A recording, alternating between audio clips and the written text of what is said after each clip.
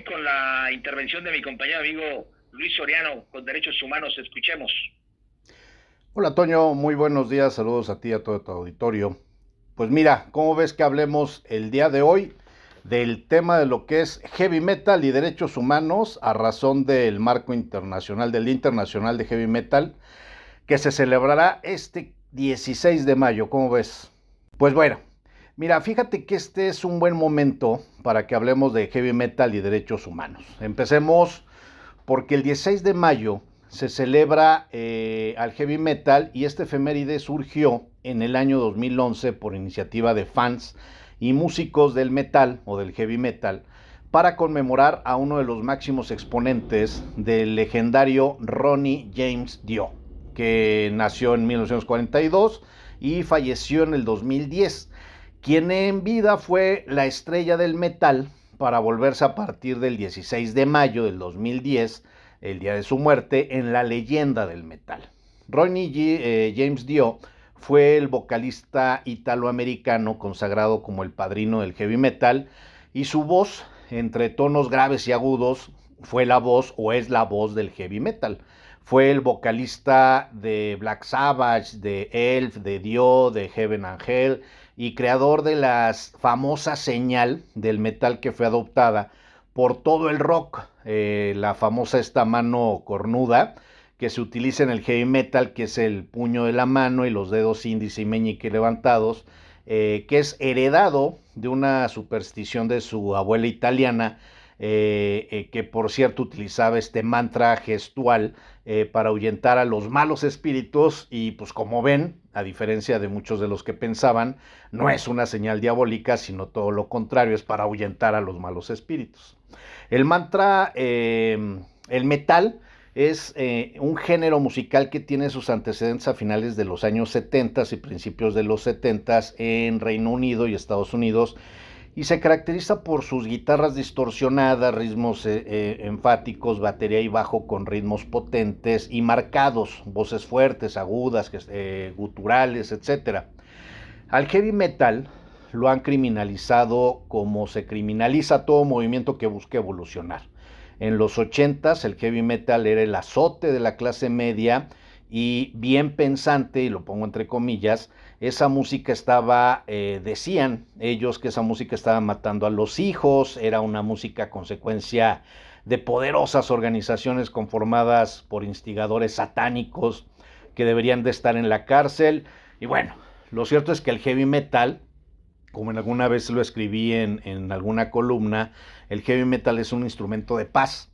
Esta música puede ser una fuerza que se encamine para el bien, pues el sentido de identidad nos permite fomentar un sentido de comunidad y de pertenencia, proporcionar un espacio seguro para la descarga de nuestro exceso de energías negativas, y también la mayoría de las bandas abordan temas sociales y políticos importantes en sus letras, incentivando a generar conciencia desde la música sobre estos temas y promover evidentemente la paz y la no discriminación, toda vez que es un espacio seguro para la expresión emocional, la comunidad de la pertenencia. La música del metal, de manera natural, provoca en y hay varios estudios que hablan de esto, que la música del metal provoca en las personas catarsis y liberación emocional al existir sentido de comunidad y de pertenencia. Se vuelve un espacio seguro para que las personas puedan expresarse, liberar sus emociones negativas, como lo puede ser la ira, la frustración y el dolor. Dice Dani Bueno en un artículo del 22 de febrero del 2021, en donde lo denominó la música y los derechos humanos.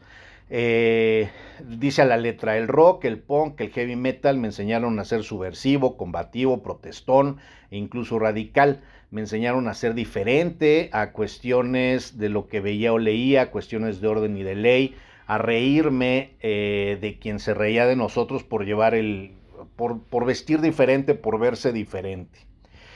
Eso quiere decir, Toño, que para concluir, el heavy metal y los derechos humanos son muy similares, pues ambos provocan la generación de sociedades dignas, críticas, pensantes, progresistas, combativas, colectivas, que reconocen en las diferencias sus mayores fortalezas, que cuestionan el orden de las cosas y las normas, así como todo lo que se ve y se lee.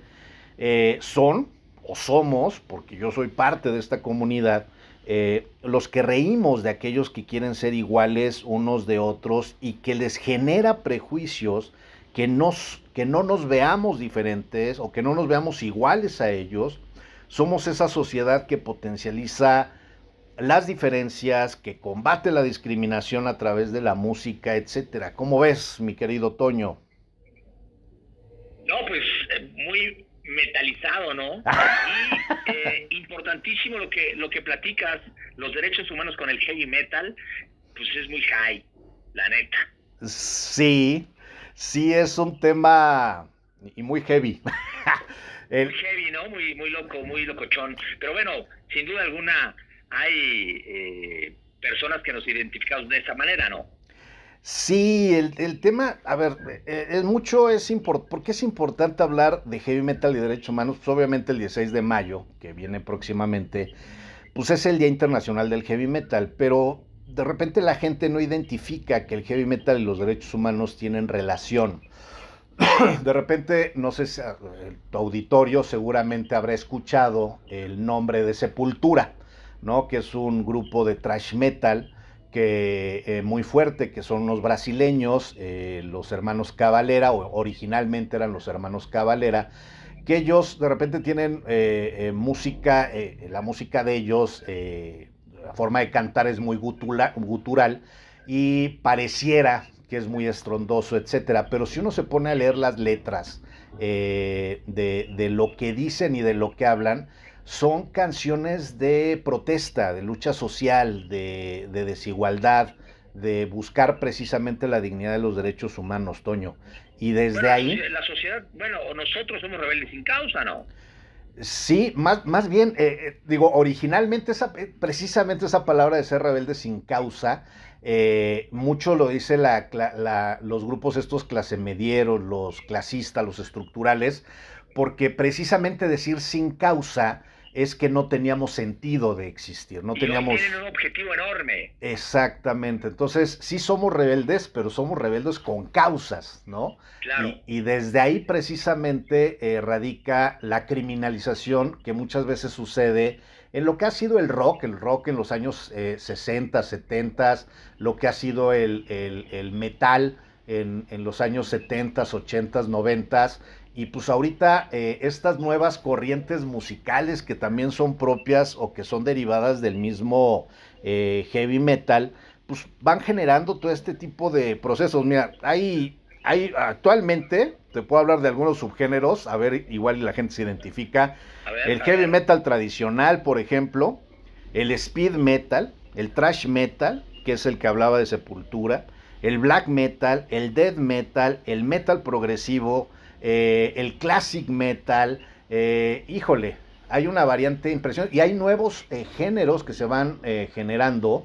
Por ejemplo, está el nopal metal, que es una corriente mexicana que se está dando precisamente en lugares donde emerge la música y el heavy metal, que es Rocotitlán, por ejemplo, en las tocadas en la Ciudad de México, en lugares en la Ciudad de Puebla, en donde se habla de la realidad de lo que se vive en el entorno a través del heavy metal. O sea, Claro. somos toda una cultura, Toño, y afortunadamente difícilmente vamos a desaparecer. Y bueno, este 16 de mayo hay que celebrarlo a lo grande, mi Toño, tú que también eres parte de este mundo, pues hay que celebrarlo, ¿no? Hay que festejarlo porque pues con alegría y con festejo hay que celebrar este tipo de corrientes que van buscando evolucionar el Lo movimiento celebraremos, que mi hay. queridísimo Luis. Muchísimas gracias. Nos escuchamos el próximo martes. Te abrazo con afecto. Claro que sí, abrazo fuerte.